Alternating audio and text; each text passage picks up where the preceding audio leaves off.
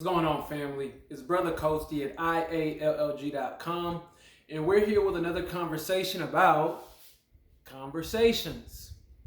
Very key, very high level, very succinct, very compact. Let's go to the board, shall we? There's only two conversations that you're ever having in this world. It's only two types. There's one on the inside, and there's the one in front of you.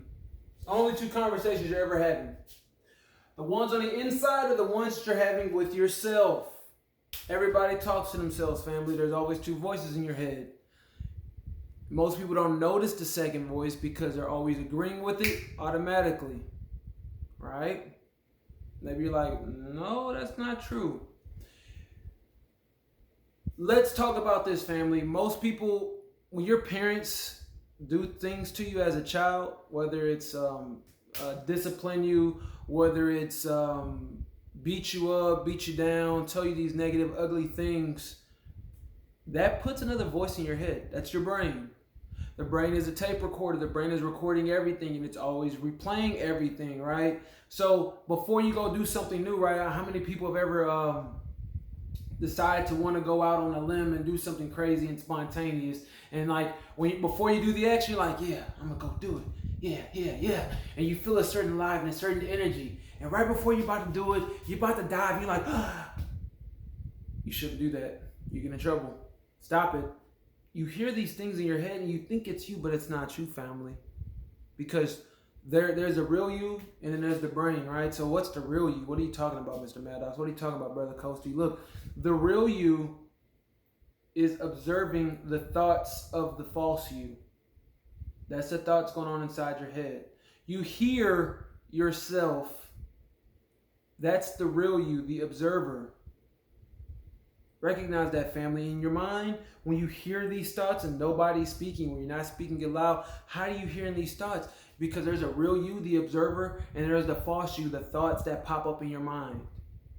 And a lot of times we just believe that that's us, and so it's like a half second or a tenth of a second reaction where you're like, you hear it, oh yeah, that's me. And you go. Those conversations inside your head lead you to the conversations in front of you. What do I mean by that? It leads to these conversations in front of you because this begins to dictate your awareness or your field of awareness based on what's going on inside of you.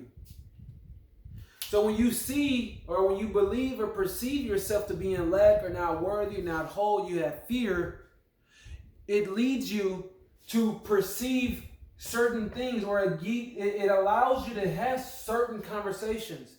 I'm going to let you know, family, people who've healed things within themselves, people who have worked on themselves, done a deep shadow work,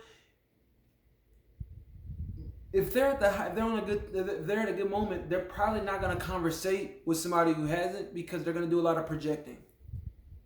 When you have this conversation inside of you and it's not healthy, you do a lot of projecting, and that leads to the type of conversations you end up in with other people.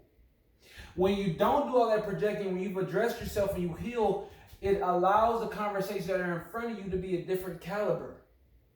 Because this conversation inside of you elicits, that's my best way of drawing a frequency. It elicits a certain frequency because that's what you're carrying around with. That's the energy that you're moving around with. That is your aura. It dictates your aura based on what's going on inside of you in your mind. And that aura attracts certain people, hence certain conversations. So the voice and the conversation inside of you leads to the conversations in front of you. And very rarely, sometimes the conversation in front of you might help lead you out of this loop inside of you, right? So that's what we have, light workers, right? Or coaches, mentors, all that good jazz. People like myself, we're the ones, when you run into us in front, we help you change this. So you can have more of these positive conversations in front of you. So the conversation inside leads to the conversation in front.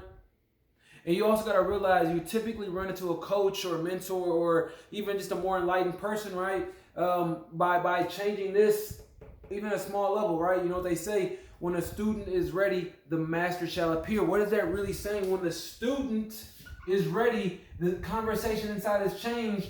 The master shall appear. A person in front of them will come. All right? So, just wanted to share that with you all today. Conversations matter. Peace, family.